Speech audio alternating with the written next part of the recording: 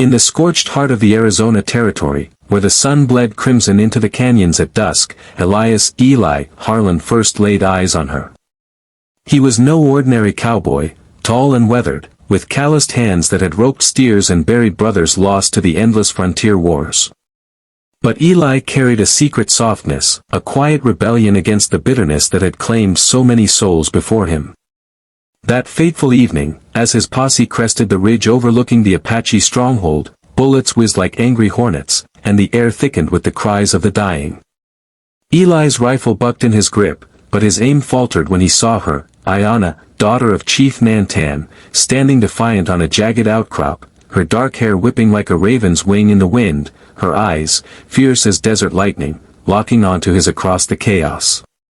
In that suspended breath, amid the thunder of hooves and the acrid bite of gunpowder, Eli felt his world shatter and reform.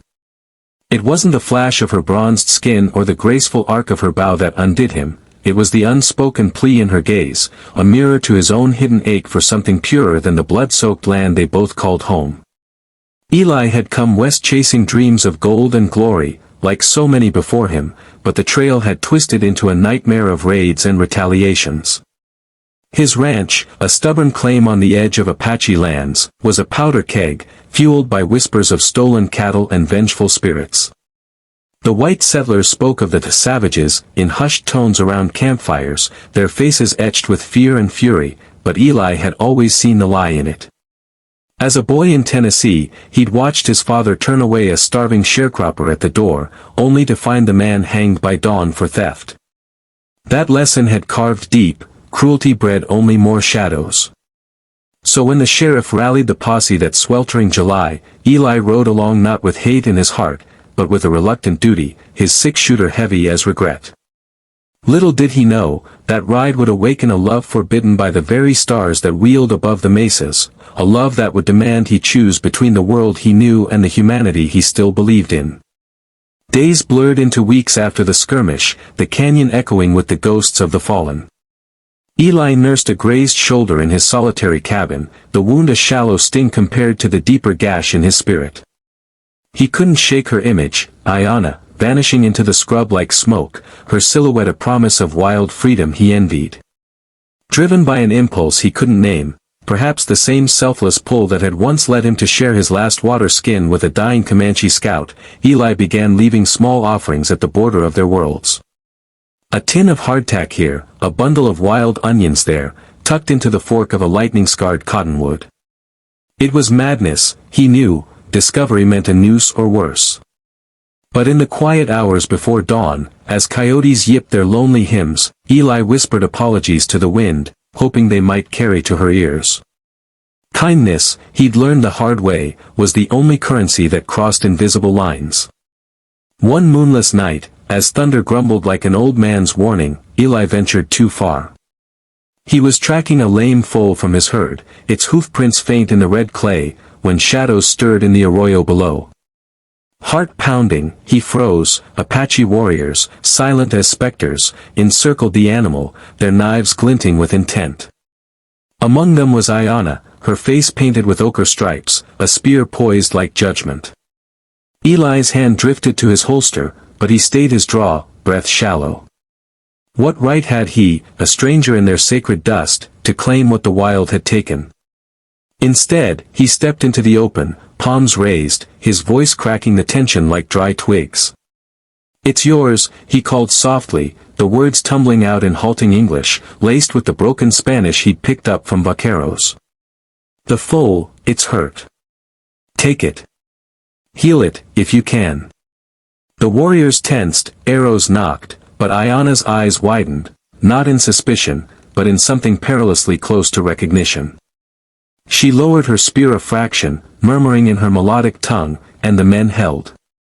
In that heartbeat, Eli glimpsed the chasm between them, worlds built on the bones of misunderstanding, yet bridged by a single, selfless gesture.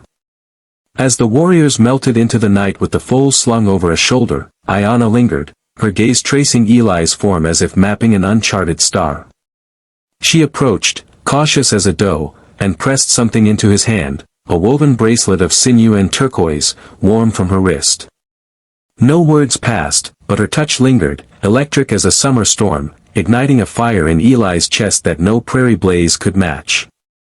He watched her go, the bracelet a talisman against the loneliness that clawed at him. Back at his cabin, under the flicker of a tallow candle, Eli traced its patterns, each loop a story of resilience, of a people who danced with hardship and emerged unbroken. For the first time since burying his ma back east, he felt seen, not as the enemy, but as a man capable of good. Yet doubt gnawed. What madness was this, a cowboy yearning for the chief's daughter? The West was no place for such folly, it devoured the tender-hearted whole. Whispers of their encounter rippled through the ranchlands like a dust devil, twisted by fearful tongues into tales of betrayal. The sheriff cornered Eli at the trading post, his mustache bristling like barbed wire. "Heard you consorted with hostiles, Harlan. Treasonous, that." Eli met his stare, chin steady, but inside, fear coiled tight. He spun a half-truth, rescuing his stock, nothing more, but the seed of suspicion took root. Meanwhile, across the divide, Ayanna faced her own tempest. Her father, Chief Nantan, wise and unyielding as the ancient cedars, summoned her to the council fire. "The pale rider, you spared him why?" he demanded, his voice gravel over embers. Ayanna's heart raced, she'd hidden the bracelet's twin on her own arm, a secret flame. "He showed mercy," she replied, her words measured, when none was asked. "Father, perhaps not all whites are demons." Nantan's eyes, lined with the sorrow of lost sons, softened imperceptibly. He'd seen too many sunrises stained with blood, yet in his daughter's fire, he glimpsed the old prophecies, unity born from the ashes of division.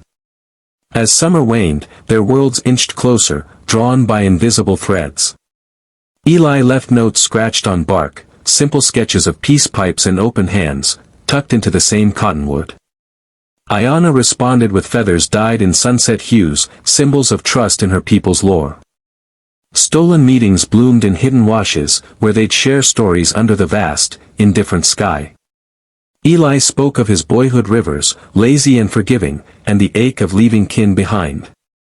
Ayanna wove tales of canyon spirits who whispered guidance to the worthy, her voice a melody that soothed his frayed edges. In her presence, Eli shed the armor of his solitude. She saw not the invader, but the gentle soul who'd once mended a wounded eagle's wing, releasing it to soar free. Their touches grew bolder, a brush of fingers, a shared laugh echoing off sandstone walls, each moment a defiance of the hatred that hemmed them in. Love, forbidden and fierce, took root in the parched soil of their hearts, watered by the quiet kindness that bound them. But the West, ever cruel, conspired against such fragile blooms. Raiders, neither Apache nor white, but outlaws hungry for chaos, struck Eli's ranch under cover of night, torching barns and scattering cattle like frightened ghosts. Eli fought like a man possessed, his revolver barking into the dark, but a bullet found its mark, crumpling him against the smoldering corral. As pain blurred his vision, he thought of Ayanna, her name a prayer on his lips. Word of the attack raced to the Apache camp, carried by a sympathetic scout who'd glimpsed Eli's offerings.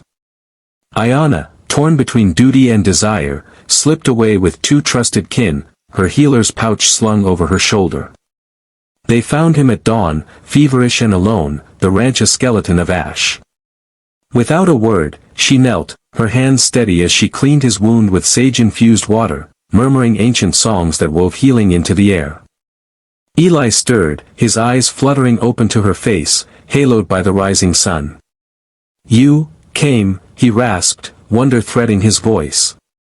Ayanna's smile was a rare dawn, soft and luminous. "Kindness returns, cowboy. Even to those who wander lost." In the days that followed, as Eli mended under her care, hidden in a remote cave alcove, tended by Ayanna's watchful eye, their bond deepened into something unbreakable. She taught him the Apache way, respect for the earth's rhythms, the selflessness of sharing the hunt's bounty with elders first. He shared his harmonica's lonesome tunes, notes that spoke of distant homes and unspoken sorrows.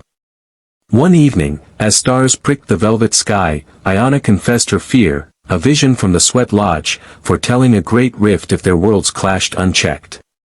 Eli's decision crystallized in the cave's dim glow, where shadows danced like uneasy spirits on the walls. He would ride not with the cavalry's iron tide, but ahead of it, a lone voice in the wilderness crying for peace. Ayanna protested, her hands fierce on his arms, eyes blazing with the terror of loss. "You'll die a traitor, my love," she urged, the endearment slipping unbidden, a bridge over their chasm. But Eli cupped her face, thumb tracing the curve of her cheek, his gaze steady as the North Star. "Better a traitor to hate than a slave to it," he replied, his voice rough with emotion. "Your people taught me that selflessness isn't surrender, it's the spark that lights the dark." In that moment, profound realization washed over them both. Their forbidden love wasn't a weakness, but a weapon forged in the fires of shared humanity, capable of shaking the unyielding foundations of the Wild West.